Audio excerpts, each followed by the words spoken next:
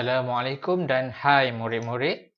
Bertemu lagi kita pada hari ini untuk meneruskan pembelajaran kita dalam tajuk kemahiran proses sains mengelas. Baiklah murid-murid, sebelum kita memulakan pembelajaran kita, marilah kita sama-sama mengetahui apakah maksud mengelas. Murid-murid, mengelas bermaksud mengasingkan dan mengumpulkan ciri-ciri sepunya yang diperhatikan. Ciri-ciri sepunya ini bermaksud ciri-ciri yang dipunyai bersama. Perhatikan ciri-ciri anggota badan pada haiwan yang berikut. Okey, di bawah ini terdapat 6 ekor haiwan, iaitu itik, harimau, penguin, tenuk, tenuk ataupun tapir atau nama lain cipan, helang dan juga kambing.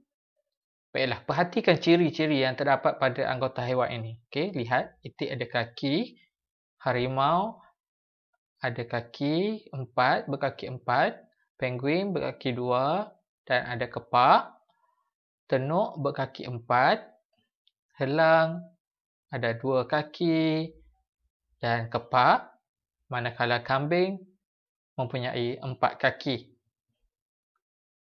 Ciri-ciri anggota badan yang boleh diperhatikan pada haiwan-haiwan tersebut ialah seperti mana yang kita lihat tadi, itik mempunyai kepak dan berkaki 2, manakala harimau pula tidak mempunyai kepak dan berkaki 4. Kemudian penguin pula mempunyai kepak dan berkaki 2. Tenuk pula tidak mempunyai kepak dan berkaki 4. Helang mempunyai kepak dan berkaki 2. Kambing pula tidak mempunyai kepak dan berkaki 4. Bagaimanakah kita boleh mengelaskan haiwan ini? Kita boleh mengelaskan haiwan ini melalui ciri-ciri sempunya dan berbeza. Seperti mana yang kita telah ketahui tadi, mengelas ialah mengasingkan dan mengumpulkan mengikut ciri sepunya. Okey. Baiklah, itik, penguin dan helang mempunyai ciri sepunya, iaitu ketiga-tiga haiwan ini mempunyai kepak. Manakala kambing, tenuk dan harimau berbeza dengan itik, penguin dan helang kerana tidak berkepak. Seperti mana kita lihat, kita telah pun mengasingkan itik, helang dan penguin dan juga kambing, tenuk, harimau ke dalam kumpulan yang berbeza, iaitu satu kumpulan yang mempunyai kepak, itik, helang, penguin dan juga satu kumpulan lagi yang tidak mempunyai kepak, iaitu kambing, tenuk dan harimau. Haiwan-haiwan ini boleh dikelaskan mengikut ciri-ciri berkepak dan tidak berkepak. Ini adalah salah satu cara kita nak kelaskan. Ada juga cara yang lain apabila kita melihat ciri yang lain. Sebagai contoh, haiwan ini juga dikelaskan mengikut bilangan kaki. Okey, ciri sepunya dia ialah bilangan kaki. Kalau kita lihat, itik berkaki 2, helang berkaki 2, penguin dan penguin berkaki 2. Manakala kambing, tenuk dan harimau berkaki 4. Ini adalah salah satu contoh yang lain. Okey. Kita lihat, ini ialah cara bagaimana kita nak mengelaskan haiwan-haiwan tersebut.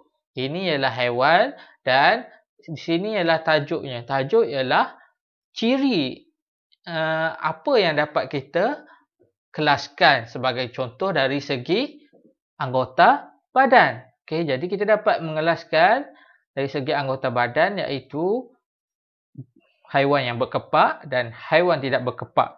Dan di bawah anggota badan ini, berkepak dan tidak berkepak ini, ialah kita tulis nama haiwan tersebut. Okey, kelaskan pula haiwan-haiwan tersebut menggunakan ciri-ciri yang lain. Seperti mana cikgu bagi tahu tadi, kita boleh kelaskan haiwan. Okey, kita tulis kat sini anggota badan. Yang berkepak ni kita boleh tukar menjadi berkaki 2. Okey, contoh haiwan itik, penguin dan elang. Manakala tidak berkepak ni kita boleh tukar menjadi berkaki 4, iaitu kambing, tenuk dan juga harimau. Okey, jadi kesimpulannya, kita mengelas dengan cara mengasingkan dan mengumpulkan ciri-ciri sempurna dan berbeza yang diperhatikan. Yang mana yang sama kita akan letak satu kumpulan. Yang mana lagi satu kumpulan lagi, kumpulan yang sama saja. Kumpulan yang sama dengan ciri yang berbeza. Ini ciri berkepak, ini tidak berkepak. Dia akan letak dalam kumpulan yang berbeza. Okey. Baiklah, semoga murid-murid telah memahami cara mengelas haiwan ataupun apa saja yang melibatkan ciri-ciri sempurna dan berbeza. Okey. Baiklah, seterusnya kita lihat dahulu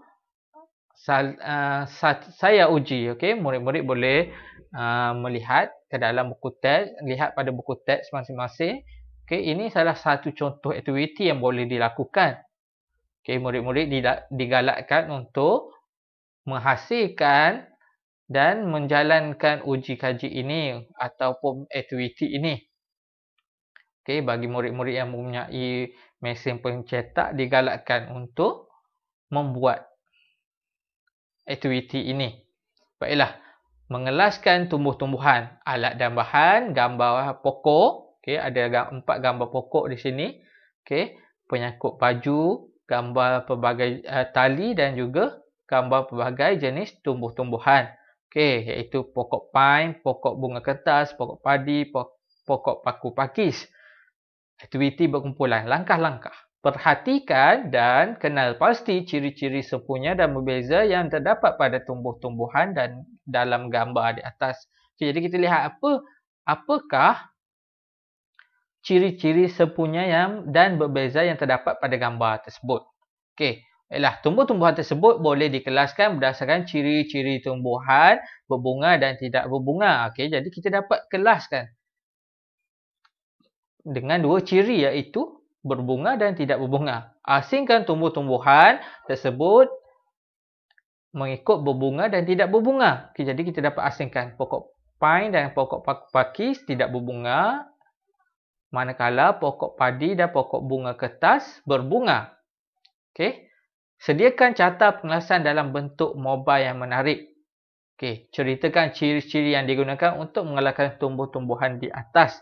Jadi inilah cara kita buat mobile. Okey, pertama kita menggunakan penyangkut baju, kemudian kita akan gantung gambar tumbuh-tumbuhan tadi, gambar 4 tumbuhan tadi, dan kita gantung lagi, pecahkan kepada 2. Lihat di sini ada tali. Okey, pecah kepada 2, tidak berbunga dan berbunga. Okey, baiklah. Dan yang di bawah tidak berbunga kita letakkan pokok pine dan pokok paku pakis. Manakala yang berbunga kita letakkan padi dan bunga kertas. Okey, sediakan mobile carta pengelasan tumbuh-tumbuhan menggunakan ciri lain tumbuh-tumbuhan. Okey, baiklah. Jadi cikgu galakkan bagi murid yang mempunyai mesin pencetak boleh sediakan mobile carta pengelasan menggunakan gambar di bawah. Jadi kita buat pengelasan seperti ini tetapi menggunakan gambar yang diberi, iaitu pokok lidah buaya, pokok rambutan, pokok cendawan dan pokok durian. Jadi murid-murid perlu lihat gambar ini dan asing. Okey, asing, kemudian barulah kita kelaskan seperti di sinilah. Lihat ciri sempurna. Okey, kena lihat dulu ciri sempurna. Apa ciri sempurna antara pokok-pokok ini? Okey, kemudian kita asingkan dan kelaskan. Okey. Jika telah selesai menonton, sila komen nama dan kelas anda di bawah.